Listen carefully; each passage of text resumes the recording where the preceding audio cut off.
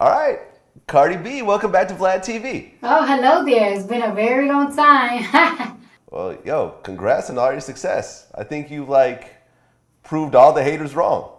Yeah, I still feel like I gotta prove more. It's never enough. But I'm very proud of myself. Like I've been doing things that I didn't thought that it was possible for me to do, and things that people told me that I would never do. So it's like, yay. Yeah, I mean, it seems like you're in a really good space right now. Yeah, I'm in a very good space. Well, right now I'm in a very competitive, not competitive. I'll say like in a space that there's a lot of peer pressure to succeed. Well, I feel like I succeeded, but to do more, and it's like a little bit overwhelming. But I will never complain for what's on my plate right now. I wanted to eat, right? So And you eating. I'm in.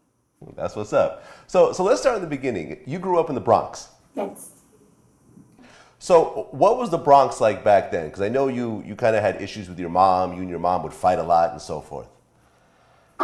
well, um, I moved to the Bronx when I was like 8 years old from Washington Heights, and I started going to school in the Bronx when I was in sixth grade when I was 11, and it's just like I noticed that in order everybody was cursing a lot more than the norm that I would curse.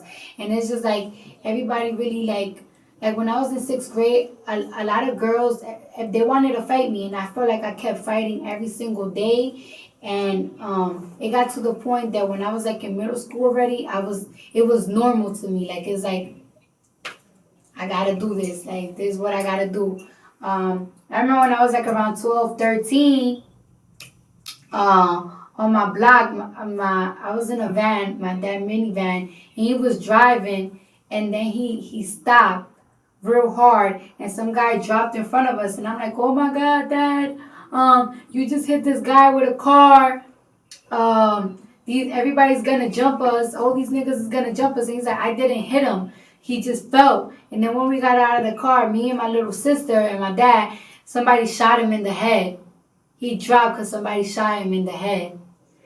And just little things that you get to see. Like you get to, I feel like in order to get popping and or get respected around my way, like I feel like you gotta fight, or it's like you gotta be in a gang.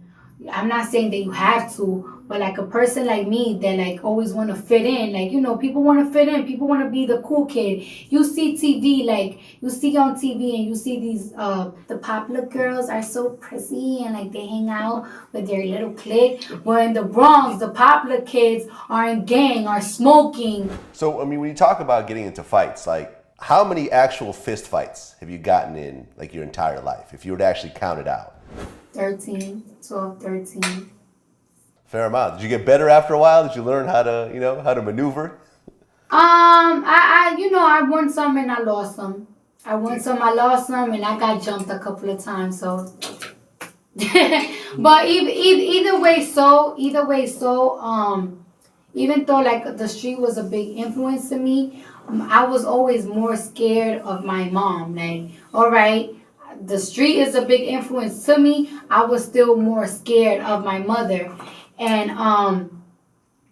just because I was so scared of my mom, I was still going to school. I was studying, and then I was really smart. And a lot of rappers, they be saying how they teachers used to tell them like they ain't never gonna be shit. Like my teachers always used to tell me like you are very smart. Like you have the potential to be anything that you want to be. But besides of you being smart, there's something about you. Like you're so special. I feel like you're gonna be something. I feel like you're gonna be somebody or something one day. Cause I always been like the class clown. I was always very funny, very outspoken. I always try to debate people. I always had an opinion. I always used to raise my hand. Well, in the subjects that I used to like, and I always participated in everything. So I always I was always like good in school. Like if I was the only reason why I had like bad grades or I didn't get accepted into a very, very big college. I got accepted to every community college. Not like the universities that I wish to go to. Like my mom work in Pace University and I always wish to go there. Is cause like I was too busy trying to be popping. I was too busy chasing guys, chasing niggas, little young niggas and shit. And that's what like slowed me back. Now, when you talk about you were more scared of your mom, like you talked about in other interviews that your mom actually put her hands on you like regularly, right? Yeah, like I'm not gonna say like, oh, my mom was like an abusive mom. My mom was a very great mom, like a great mom. Like she used to work, and from work she used to come home, clean, and feed us and cook.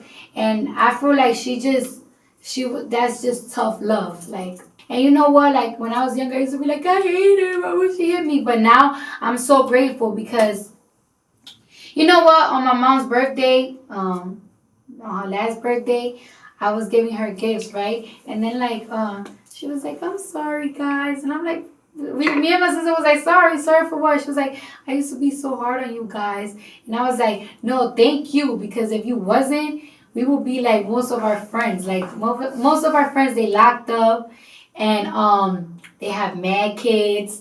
They have nothing going on for themselves, and I feel like if my mom wasn't tough, I probably would have been there.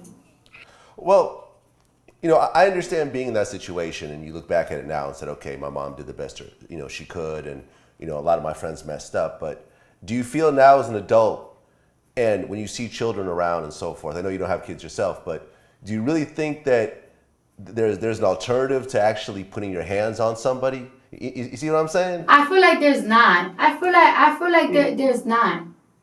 To be honest with you, like I feel like when I have kids, I'm not gonna like hit them as much as my mom did, but like I'm gonna discipline them, and if I gotta like give them a little spanky, like yes, I will, because you know what, I be feeling sometimes these parents, they be forgetting. Like my mom always used to tell me, like I'm your parent, I'm not your friend.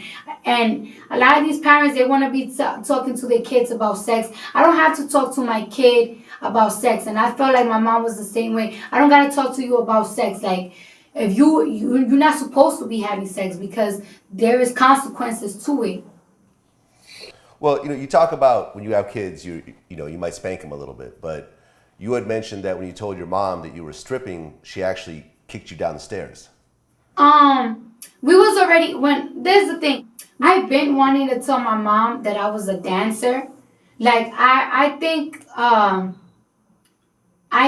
that if I was to sit down with my mom and I would have told her like, Mom, I you know, me living with this guy was hard, and the job that I have, it wasn't gonna get me out of his house, and I was so embarrassed to ask you to take me back that I had to start stripping. If I think I would have told her that, she wouldn't like.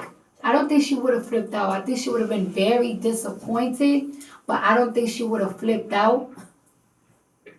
But the reason why I feel like she flipped out, because we was already arguing, and I told her like, oh well, since you kicked me out, and guess what? That's why I'll be fucking stripping now. And I was like, it's because of your fault. And she's like, oh, you stripping, right? And I was like, yep. And since she was already mad, she just pushed me. She pushed me while we was like arguing, and then I like tripped. It wasn't like I flew down like 10 flights of stairs. It was like little like 5 steps, but it was just still stairs. Like, and it's like I just left.